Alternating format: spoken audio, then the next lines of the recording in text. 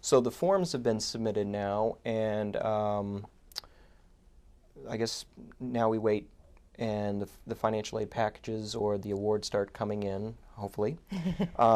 How do you compare one college's package with another, or can you? Absolutely. The colleges typically will send what's known as an award letter out to families, and they come in different formats now. Years ago, it was always a paper award letter. I remember paper. It's yeah. not that way any longer. There are schools that are using their electronic communication methods. So students have to be particularly aware of creating user IDs and passwords at colleges when they're going through an admissions process, or if they have an online account at a school, because the schools may use that as a mode of communication to send out things like an award letter. So checking email accounts regularly is really important. An award letter will list the different types of financial aid that the school is offering to you, including the amounts. Sometimes it's broken up by semester or trimester or quarter. Other times it's just one annual amount that they list on the letter. So different letters will look a little bit different. Okay. We have a worksheet on our website at FAME called Comparing Costs and Financial Aid Awards. And really what we encourage is a family to know what the direct costs are. So the things that they're actually paying to the billing office at the school. Tuition, fees, if they're living on campus, that will include room and board. Some of the other expenses are indirect costs. Books and supplies will vary from student to student. Travel expenses, things like that will be varied. But those direct costs are what you really want to cover. So comparing the amount of grant money you get to the total cost is really important, as well as figuring out how much of the package is estimated loan eligibility. So using a worksheet or talking with your school counselor about it would be a good option. Okay. And the letters or emails are sent to the student or parents or both? Everything, as far as I know, everything goes to the student. Okay. Things are generally sent to students, and that's an important thing for people to keep in mind, is that just as it's the student's application to the college, it's the individual student's application for financial aid. Now, parents, in the case of traditional age dependent students, parents play a big role. They have to provide information. They have to sign the form, as we talked about before. And oftentimes, they're the ones who may be paying the largest share of what the family actually pays.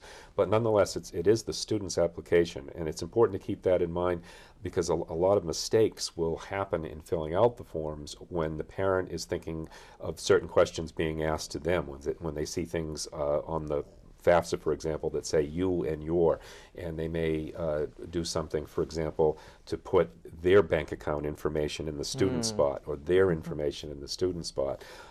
If a student were making, even a modest parent income of, say, $30,000 a year or something, if that gets put in the student slot versus the parent slot, that's going to have a big increase in the expected family contribution, and therefore make the student appear to be ineligible, or at least eligible for a lot less aid than they otherwise would have been eligible for. That's also why it's important to go back and review the information to make sure mistakes like that weren't made. Okay. Absolutely. All right. Yeah. Great. Now, what's the difference between a grant and a loan? I know the answer, but what is the answer? At least I think I know the answer. Yeah. A grant is the best type of financial grant, or scholarship are the best type of financial aid that you can get. It's what we call free money or gift aid. It's money that you don't have to repay to anyone, where a loan typically needs to be repaid in some fashion. So most times it's through cash repayment, but sometimes it's through a service contract that you might have, so that the loan can be forgiven for years in service in a profession. Like if you become a teacher. Right. There programs are like that. programs for teachers. There are Corps, some. Yeah. There are like some repayment programs for nurses or health professionals. Things like that. Yes. Okay. And the difference between subsidized and unsubsidized loans? In the case of a subsidized loan, in the case of any student loan that a student borrows, there's interest associated with the loan. When we're talking about a subsidized loan, this is under the federal Stafford Loan Program.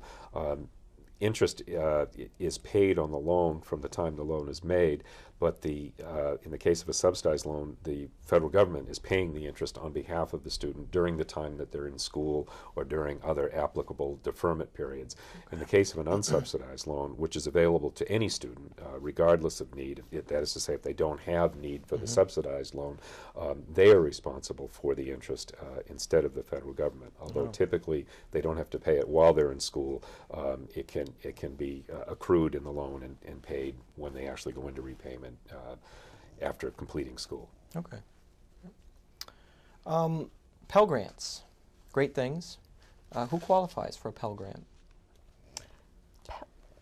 Pell Grants they're the most basic form of federal grant, need-based grant aid. And so students, when they fill out their FAFSA, it's determined whether they qualify for a Pell Grant based on the information on the FAFSA. Okay. So the FAFSA calculates a number called an expected family contribution, or EFC, which we've said a couple of times throughout the conversation. That really is a tool that's used by a financial aid office to determine the amount of need that a school has. But it's also used by the government to determine whether you're eligible for Pell Grant. Okay. So Pell Grant is based on the expected family contribution, and then it's a tiered amount depending on how many courses, if the student is a full-time student or a part-time student. Ah, okay, great. Now, why is it sometimes that it costs a student less to attend a very expensive college or university than even a local public college? Financial aid. Okay. A school could cost as much, say, as $50,000 or more for a year if it's an expensive private school, but a student may receive aid such that their cost to go to that school is less than it might be for them to attend a less expensive school if at that less expensive school they didn't receive aid or didn't receive as much aid. Okay. So the net cost can end up being less. Okay. Now, is it true that students who are awarded scholarships in their community have them deducted from their financial aid package? So, let's say I get the local Rotary scholarship, or a local oil dealer has a scholarship. Is that going to be deducted from my financial aid package? One of the classic answers to any question about financial aid is it depends. And so oftentimes a student would have to inquire at an individual college. It will depend on the policy of a college. It will depend on the package that the student has. There are certain federal regulations pertaining to what's called an over-award, and that is to say a student cannot receive more federal aid or more federal aid in combination with other forms of aid that is greater than their need. It cannot exceed their need. So in some cases, adjustments have to be made to a financial aid package if a student receives what we would usually refer to as outside assistance or outside scholarship. When it comes to institutional scholarships, that will be up to the school and their policy with regard to their institutional scholarships. And many schools will not necessarily reduce their institutional scholarship on a dollar-for-dollar basis just because a student received an outside scholarship. Okay. They'll want to allow the student to end up with a more favorable financial aid package. But again, it has to be evaluated on an individual basis. There's federal regulation that becomes involved. There are school policies that become involved. So really what a student has to do is inquire at a particular college if they receive outside scholarship as to how that will be treated. Okay.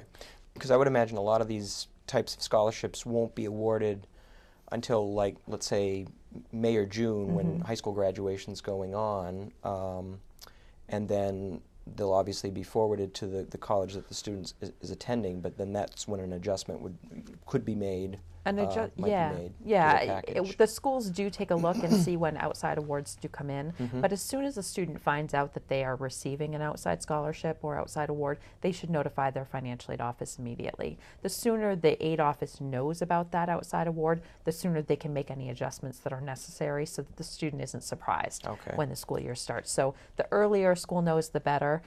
They can also inquire at that point how it's going to affect their aid package, or if it will have any impact impact on it at all. Okay. But I also want to say it's important that students apply for those outside scholarships. There are some students who say, oh, I'm not going to apply because it's going to reduce my other aid eligibility. It might reduce loan eligibility. It could reduce work study. You don't know what impact it's going to have. And a grant or scholarship is always a better source of financial aid than a Absolutely. loan. So. Yeah.